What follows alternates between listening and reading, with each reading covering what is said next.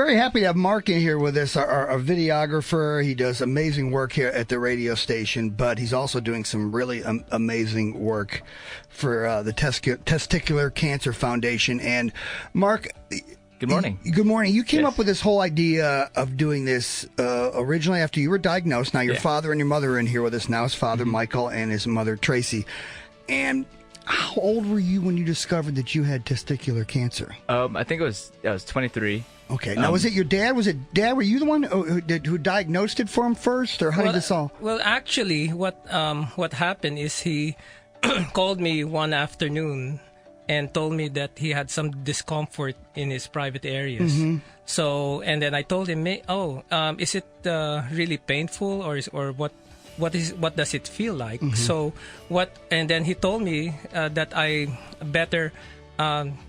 He wanted me to take a look at. Yeah, I was like, Dad, you guys really need to come up here, because they were actually not going to come up and see me for dinner and all that stuff. I'm like, oh, actually no, I really need you guys to come up and take a look at this. It looks really, so you were concerned. It looks really big. You knew something. Yeah, he was really concerned about it. So after work, I rushed to his apartment and examined him. Mm-hmm. And I remember his reaction. He was like, "Oh, Mark, well, we definitely need to take you to the hospital right now." So, yeah, to my surprise, like, okay. because I've with my experience with tumors and all that, I thought, oh my goodness, this is not good. It feels like a tumor. But I wasn't telling him that. I wanted him to be checked right away, because I wanted to know if it really is something urgent, like a hematoma, like he had an injury or anything like that, that could produce like a somewhat similar feeling on the testicle. So, Dr. Borja, this is very common among young men. Well, in actual practice, we don't see that often. Okay. But it is the most common cancer in males among ages 15 to 35. So it's a lot more common than I had ever heard of before. Yes. Until we met Mark, I had never known anyone that had testicular cancer, certainly not at his age.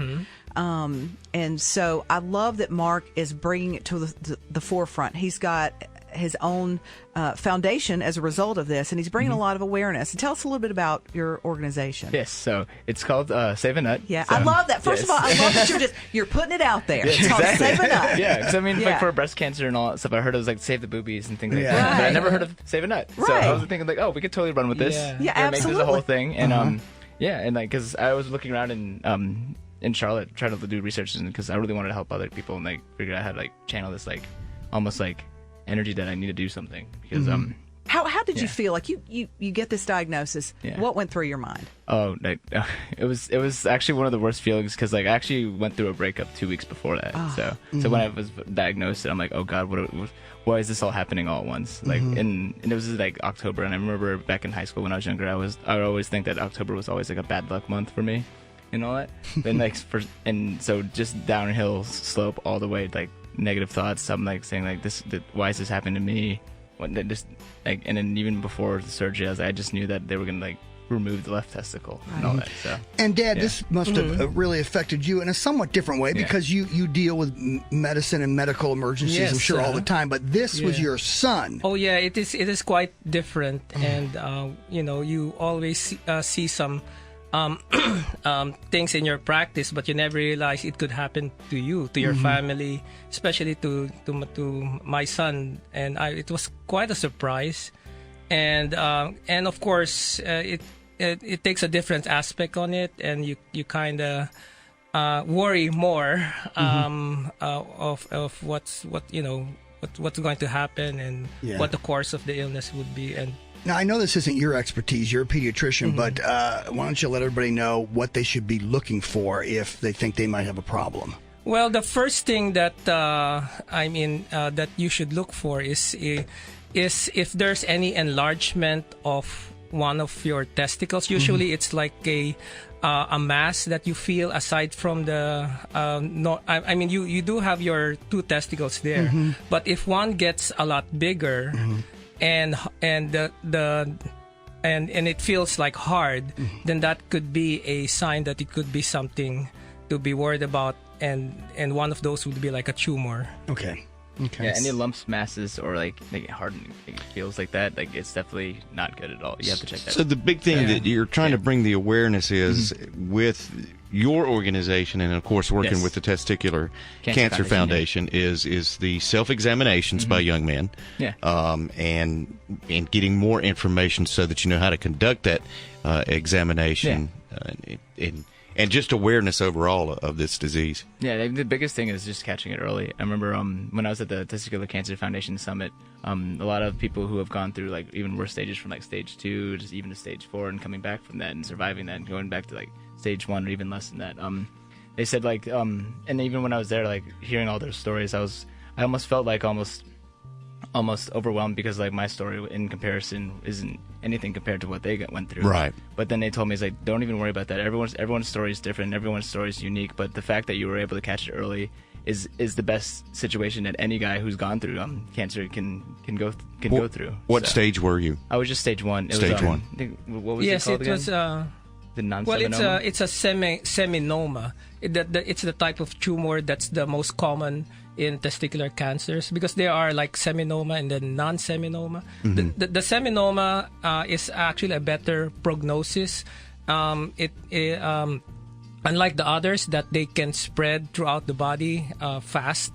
So we're fortunate that's what he has. It's a seminoma. So it was just confined to the testicle. But we still had to do like CT scans in order to monitor if there's any spread. Right. And was the treatment, was it just removal, or did you have to take any kind of chemotherapy afterwards, or what? So they did remove my left testicle. Okay. That was because it was just spread there. I think they said there was like 2 tumors there, right? Well, originally they thought that there was some other mass, but actually it's confined in the testicle. So the tumor grows inside the testicle, and that's what they had to take out. Okay. It's the whole testicle. So no chemotherapy or anything beyond that. Just so they did give me that option, though. Okay. They gave me the options like, okay, you can do chemotherapy or what was it, radiation? Yes, radiation. But they said that since I got it removed and it didn't spread anywhere else, because otherwise it would go to like the lower back or even the right testicle. Wow.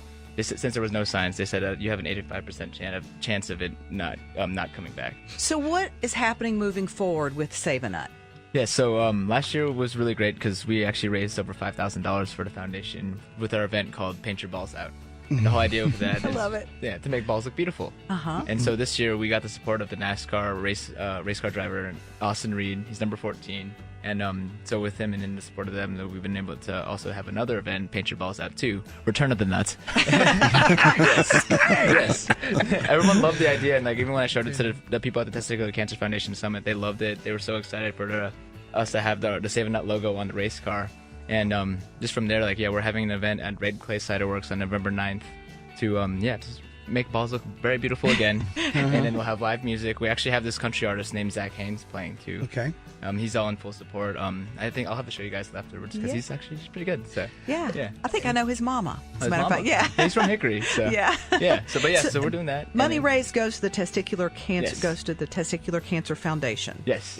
So all the funds that we will have from the event will go to the foundation, and then go from there. So. And with the strides we're making in all types of cancers these days, it's very important to be able to raise funds because we're getting so close, and that dollar or two that you give might be what pushes them over the line. They'll all of a sudden say, hey, guess what? We've discovered a cure for testicular cancer, and you won't have to go through the things that Mark went through. But I think what we're really doing this for is just to remind you, our young men out there that listen to us, this is real. This actually happens. I know when you're young, you feel like you're 10 feet tall and bulletproof, and cancer cannot hit you, and it can. Yes, especially testicular cancer. That is one of the forms that shows up. Talk to your sons about it, moms and dads. Make sure and let them know. Make sure they get checked and see somebody about it.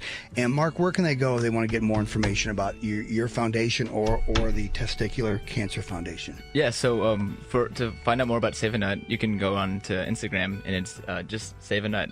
Save a Nut on Instagram, and then on Facebook it's Save a Nut Mark Borja. You can reach out to me there, but ideally reach out to me on Instagram for all the information. And then to find out more about how you can protect yourself is you go to testicularcancer.org.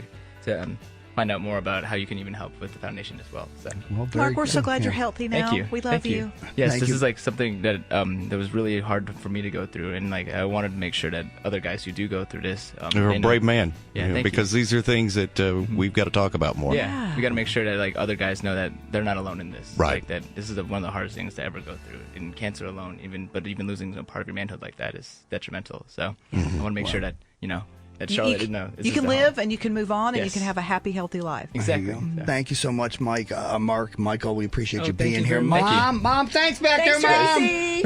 Thanks for such a great, brave It's a son. pleasure. yes, we're proud. We're so proud of You Mark. should be. You should be. And thank you for having us. Yeah, Of course. seriously. Anytime. Thank you for having us. Yes. Save a nut. Amazing. Yes. Let's take a picture of Yeah, that. let's do it. Yeah. Take a selfie. Yeah.